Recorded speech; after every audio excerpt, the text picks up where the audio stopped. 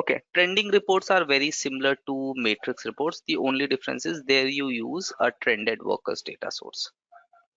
But Okay. for this okay, so let me start from there. It is, as I mentioned, it's created in exactly the same manner as a matrix report.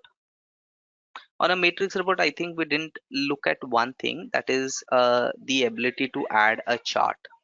So in a matrix report, you can also add chart or graphs, right? And how do I do that?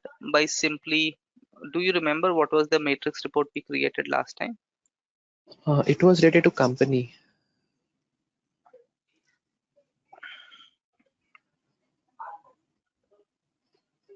Okay, no problem. See, it has the same layout as report head count. This is a trending report. Now, the first aspect of a trending report is that it is always based on a data source which is called trended workers. So trended workers is the data source which is used for creating trending reports.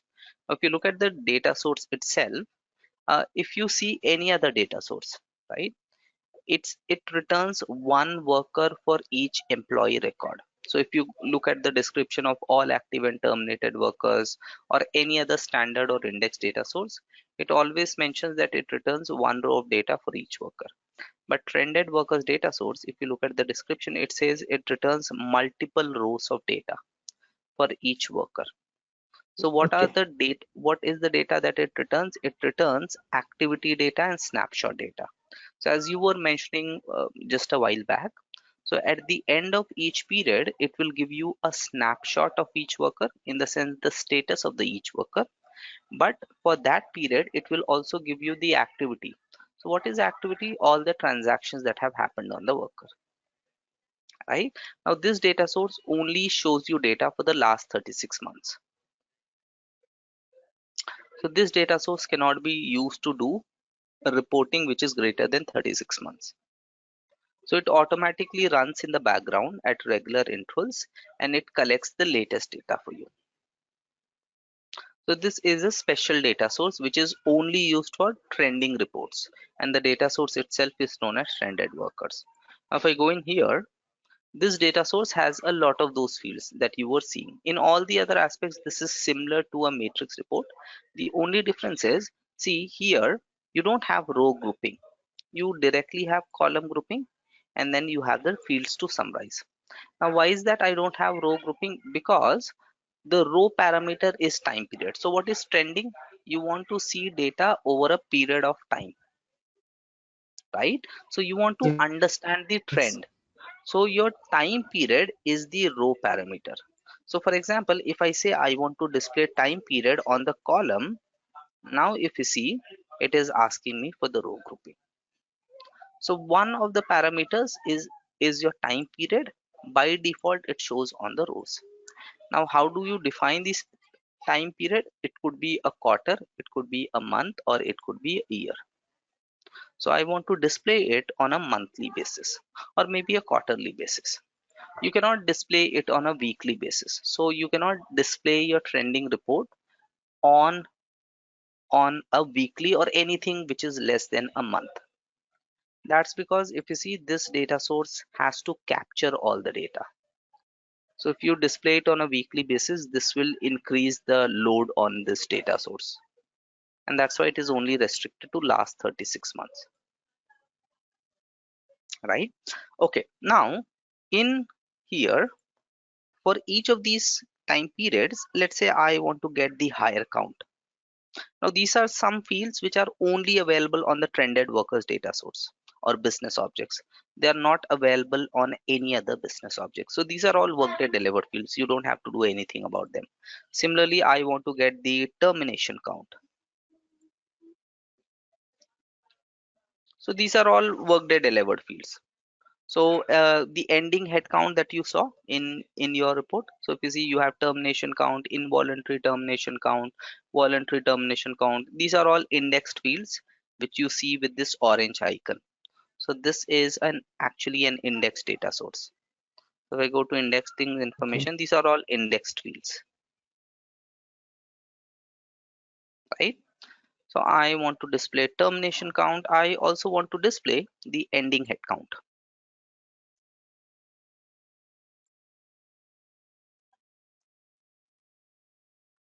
Right now, a matrix report as well as a trending report. In both of them, you can display graphs and charts. So we did not see that with a matrix report, but here or on a matrix report as well, if you go to output type, instead of just showing the data in terms of a table, you can select chart as well as table or simply chart. So I've selected to display the data in terms of charts as well as table. Let's run this report now. Okay. So for filter, I am selecting the default filter. Some data sources, they come with inbuilt filters. So for example, there is a data source called workers for HCM reporting, which is a data source on worker business object. It has its own inbuilt filters. So for example, the filter is whether you want to do reporting on active employees or all employees. So these are inbuilt filters that come with a few data sources. So this default will give us Mhm. both active and terminated. Yeah, yes, this will give us Okay. everything. Okay. And the description of the filter is available on the filter itself, so if you need. Now this filter or this report or this data source comes with some default prompts. So normally if I have to add a prompt, I'll go to the filter and add a prompt, right? But this data source comes with a number of inbuilt prompts.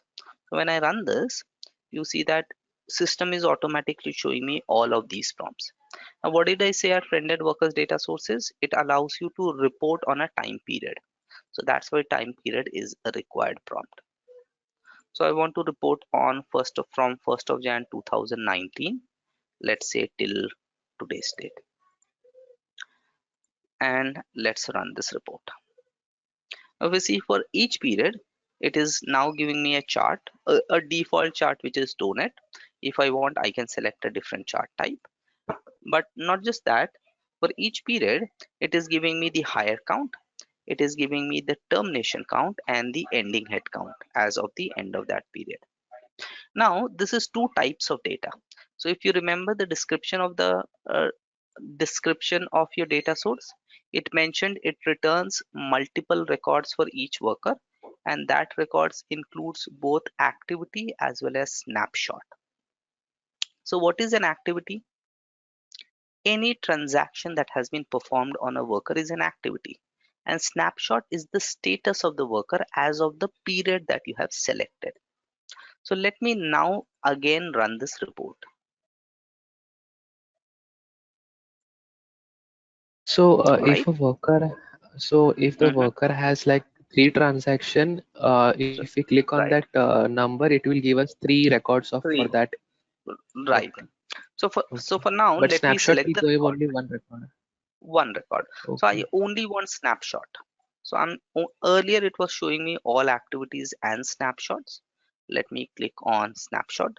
This time, if you see, it is only giving me the ending hard count. It is not giving me the higher count and termination count because these are all activities. So change job, promotion, transfers, hire, termination, these are all activities. I let me go back and select only activity. This time it will not show me any snapshot. So what is snapshot? The head count at the end of the period, right? So for So example, mhm, 2019 Q1. So the headcount would be as of which date? as of the end of The quarter one, March 31st. Okay, okay, got it. Okay. So it shows me the head count. The snapshot is as of the end of that period. So as of the end of quarter one, there were 391 workers. No new employees got hired. So it is still 391. Three more employees got hired in this quarter and the count becomes 394. Okay. Right? So this is the final Yeah. status of that worker. That worker would be terminated and then he is not included as part of the headcount, right? So this, if you see, it shows me all the activity data. So this is all activity. Whereas this, it shows me the snapshot. the status of the worker. These are the default detailed data values, right? Activity Default snapshot. detail level. Right, right, right. So here as well, I have the ability to add um, the drill down fields, the detailed data fields, everything that I want to. So this is exactly similar to how we built a matrix report. There's one more configuration you have to do for enabling your trending reports. So if you go to tenant setup,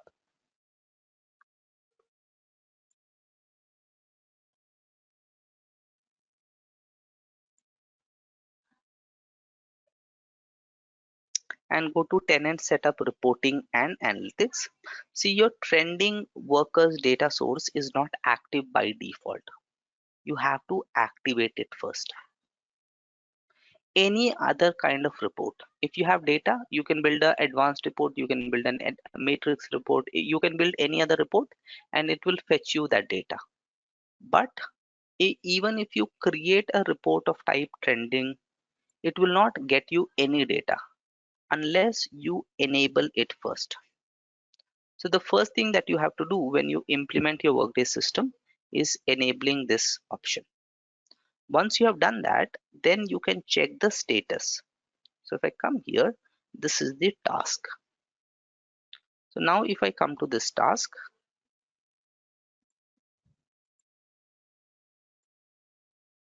okay, under if you go back to the description, it mentions that it refreshes automatically in the background.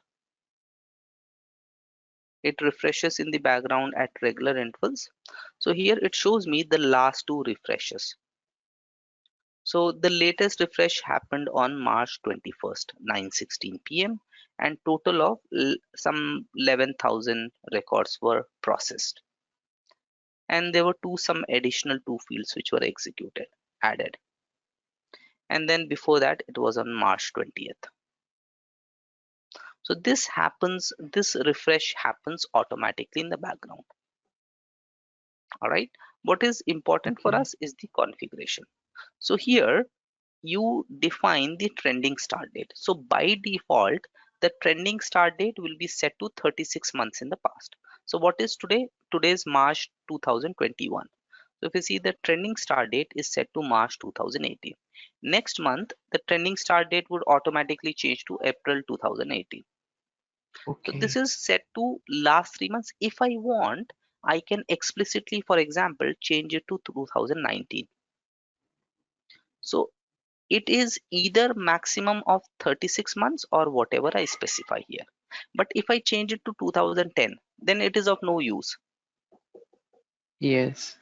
right? Because it always gets, so if you look at the description, specifies the earliest date the worker trending data will be captured for.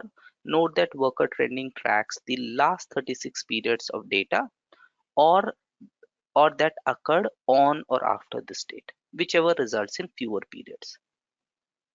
So it will either get me from 2018 or any date after 2018. Okay, the trending period is the minimum granularity is on a monthly basis. So you cannot specify a week or anything below month. Okay, now number of retroactive periods. If you look at the description, it says specifies the number of historical periods, maximum up to 3, that are recalculated for worker trending to capture late paperwork. So let's assume you hired an employee from 1st of Jan, 1st of April, or let's say 1st of Jan 2020. And then you realize, oh no, this employee should not have been, and your trending report has captured that data. So now in hire count in January, this employee records get captured, right? Now you realize, okay, this employee was not supposed to be hired in Jan, he was supposed to be hired in Feb, and you make the changes to the hire date. But your trending data source has already captured that employee as to be hired in January. So every time it refreshes, it goes back 3 months in the past and updates itself, right? But then if it is beyond 3 months, let's say you change it and hire the employee from December, Now it is beyond 3 months, March, Feb, Jan. That data, those changes will not be captured, right? So retroactive means past dated. So it will go back every time it refreshes in the background. It will check for the last 3 months and see have there been any updates. Okay, so it's a very simple configuration. It's exactly similar to how we build our matrix reports. The only difference is here we have the additional grouping parameters of the time period, and we select a different data source, which is stranded workers.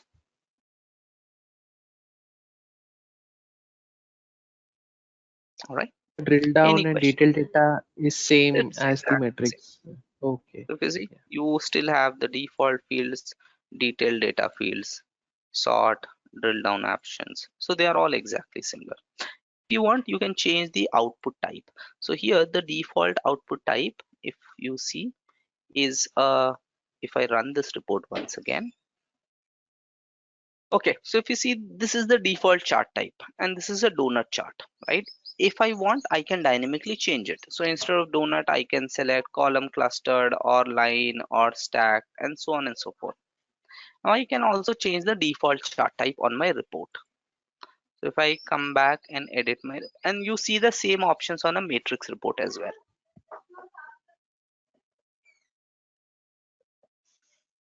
Okay. So under output, on the chart options, my default chart type is donut. If I want, I can select a different chart type, right? On this donut chart type, I can come to, for example, advanced options, and I have the options to show percentage values or to show field values. Let's run this now.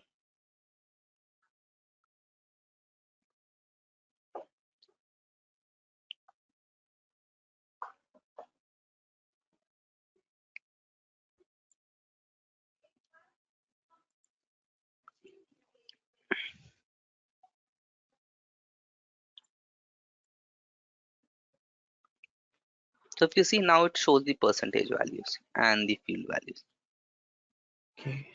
So even in the chart, right? we can add the labels, right? I mean the column chart. Yeah, yeah, Okay. we can. So we can define the row label, the column label, and so on and so forth. You can define which metrics to include. So if I come to output, I want to select the chart as, let's say, column clustered, and these I want to include all three metrics. So what are these three metrics that I'm including? My metrics one is hire count, metrics two is termination count, metrics three is the trending count,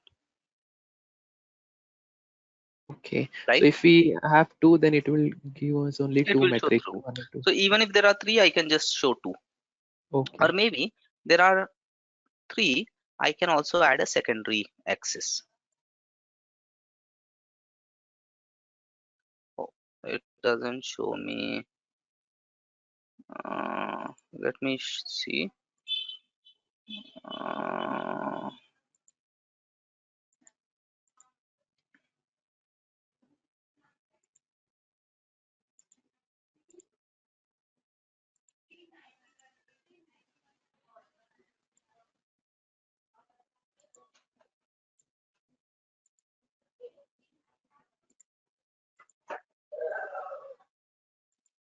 okay. So what I want is, let me run this.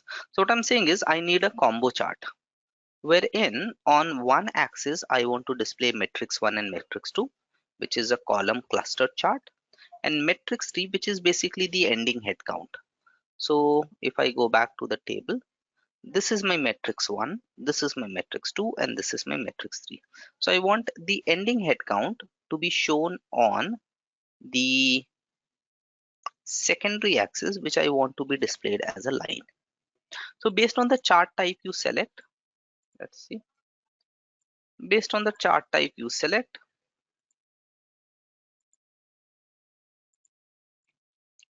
based on the chart type you select, system would show you the relevant options. So obviously these options are not relevant for, and if you want to define the vertical axis scale, the name of the scale, you can do all of that.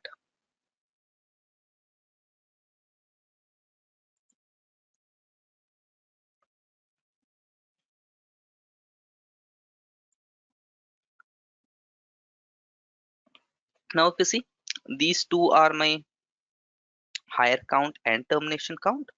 This is shown on my horizontal axis, and my head count is shown as a line on the right side axis. So this is my left side axis, which shows the hire and termination as a bar, and this is my right side axis, which shows a line. All right. So Yes. you have different options based on the type of report, and these are all very self-explanatory. So if you go in there, you can always, you can automatically check them. Okay, so let So me quickly. Mhm. here we are giving the ending head count. So how Mhm. is it different from the count that we use in metrics? So count Like we also works had completely differently. Count simply okay, counts the instances that are returned. So if you look at this report or this data source, what are the instances it is returning? It is returning multiple instances for each worker. So count will simply count those instances. So for example, if I'm hired in March and then there is a change off for me in March, and then I get a promotion in March, and then I get terminated in March. So four actions have happened. Count will simply show four for me. So it simply counts all activities and snapshots. These actually okay, differentiate that. So let me add count, right? And let's see how does it look. So count is not relevant for a trending report because count only counts the instances that are returned.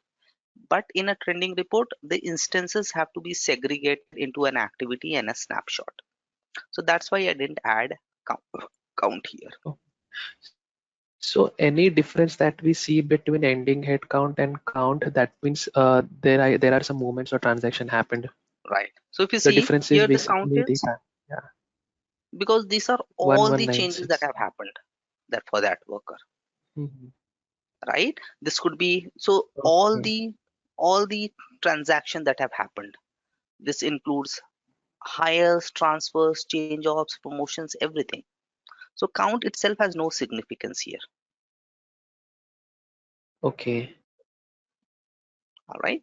So again, the instances were 1173 in quarter two. In quarter three, we have 1173 plus three more hires, plus there could be other transactions that have happened. So if I click anywhere, it will show me both activities, snapshot. So it shows me all instances. So for each worker, if you see, there are multiple instances. So why are three snapshots returned? Because this is a quarter, right? So each quarter, each month, system is capturing one snapshot. So this count is simply showing me all of those three snapshots for each worker.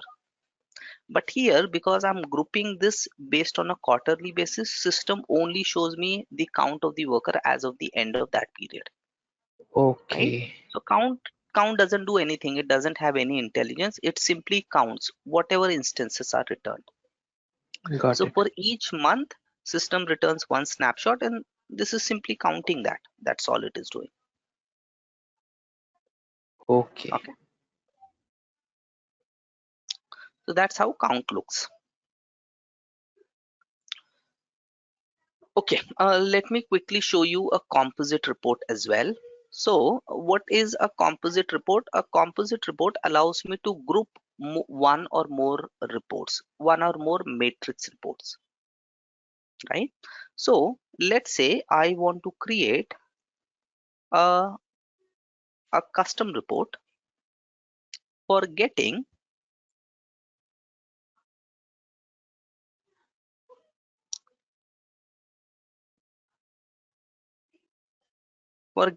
the count of standard reports, and I'm creating a report of type matrix, and the data source I'm taking is standard reports.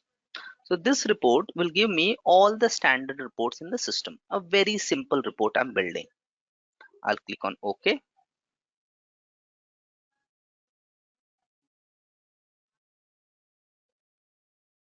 right? I want to check based on the report type,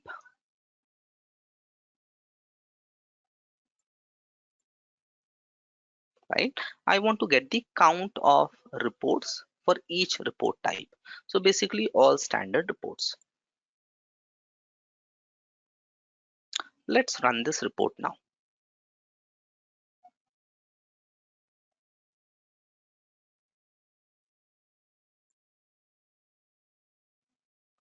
So if you see, this report is giving me a count of all standard reports based on the report type. So there are 1588 advanced reports, 775 matrix reports, 194 composite reports, and so on and so forth. I want to see the details of those reports. I can click here and it gives me all those reports. So these are all standard reports of type advanced that Workday has delivered. So all calculated fields, all contingent workers, these are all Workday delivered reports. Okay, similarly, I'm creating one more report,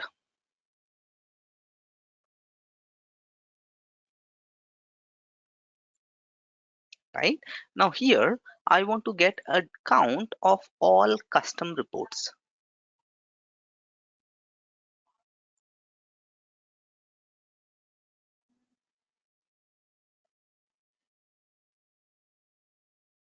right? This is also a report of type matrix. And here the data source is all custom reports. So how do I know there is a data source? I had a similar requirement in my project. And so whenever you get a requirement, you'll do an analysis what is the relevant data source, and that's how you search for your data sources, right? I already know that these are the two data sources which are available. Okay. All right, so this data source captures or shows you all the custom reports in the tenant. So again, I'm building my new report on the same logic. So I want to get all custom reports based on the report type. And if I run this report,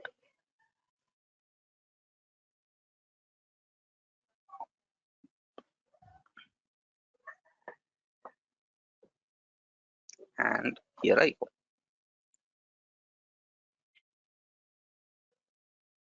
All right, so I have 2912 custom reports of type advanced. So if I click here, these are all those custom reports, right, which people have created, some RJ, cust1, and so on and so forth. So now if you see, both these reports are giving me two different data. Both these reports are in fact built on different business objects. So if I click on this report, it is built on the business object called, I think, standard reports. Let's quickly check. Whereas this report is built on the business object called custom reports. Now you cannot use more than one business object on a single report. What you actually want is a count of all reports of type advanced, a count of all reports of type matrix, and so on and so forth. So this is how you are looking for data. So ultimately what you need is,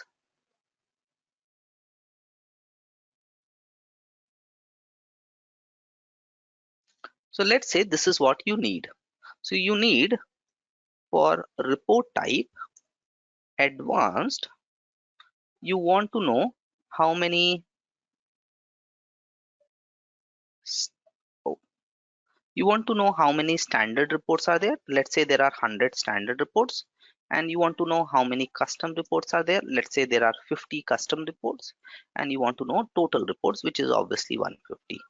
Similarly for matrix, you want to know how many standard reports are there, how many custom reports are there. So this is how you want data, right? But the problem is you cannot get the data because this data is on two different business objects and two different data sources.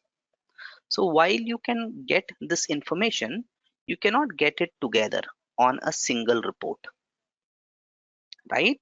Now, how do you bring this data which you are getting from two different reports into a single report.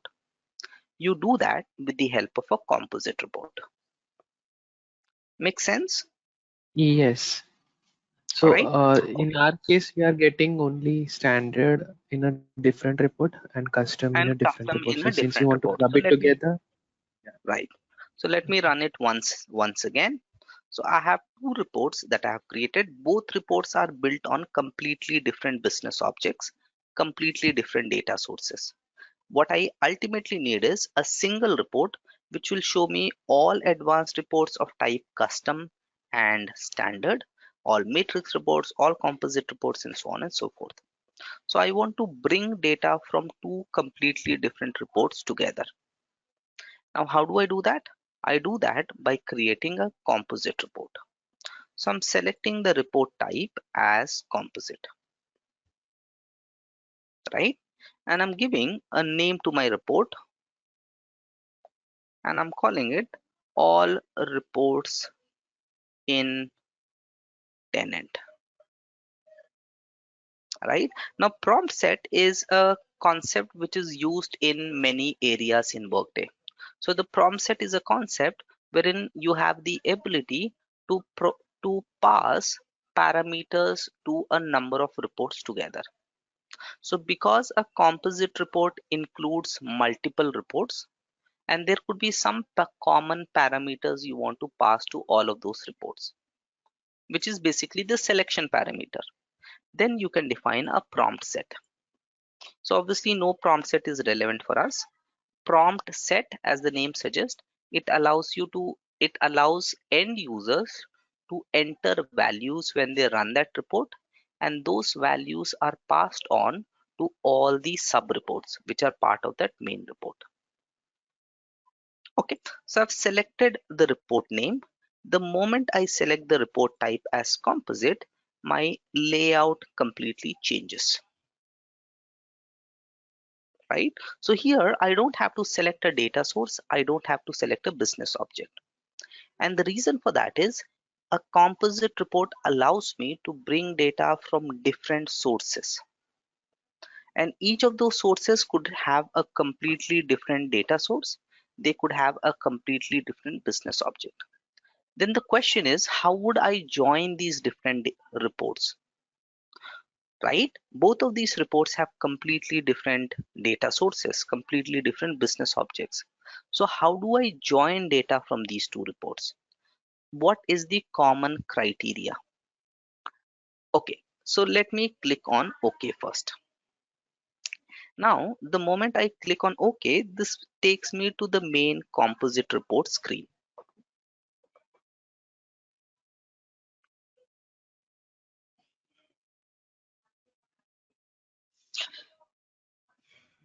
Okay, so this is how a composite report layout looks. If you see, it is completely different from all the other report layouts that we have seen, right? Yes.